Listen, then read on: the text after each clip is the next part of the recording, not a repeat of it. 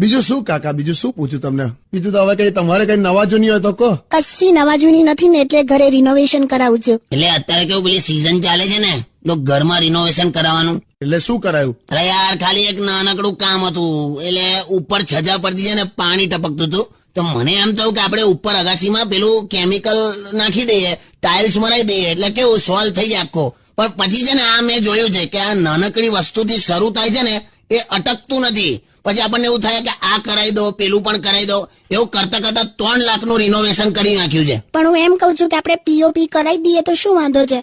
અને પીઓપી કરાવો ને સીલિંગ ઉપર તો કેવું, પછી આપણે નવું ફર્નિચર પણ લઈ લઈશું. અને નવું ફર્નિચર આપણે લઈ લઈએ તો પછી બારીઓને આપણે પોલિશ પણ કરાવી દેવાની, એટલે કેવું કશું જૂનું ના લાગે. છે ને વધ્યા જ કરે છે. એમ નહીં, હવે કરાઈએ છે તો પછી સામટું કરાવી દઈએ ને બધું. એટલે જ જો ને મેં આ દિવાલો પર કેટલો સરસ કલર સિલેક્ટ કર્યો. પેલો કલર વાળો એવું અલગ અલગ કલરનું કેટેલોગ લઈને આવેલો ને, તો આપણને સિલેક્શન કરતા દમ નીકળી જાય ભાઈ. એટલે જ મેં બધી દિવાલ પર અલગ અલગ કલર કરાયો. બધી દિવાલ પર અલગ અલગ કલર કેવો લાગે, કસાટા આઈસ્ક્રીમ જેવું લાગે છે ઘર. પણ કાકા આખી વાતમાં મૂળ પ્રોબ્લેમ શું હતો એ તો કહો.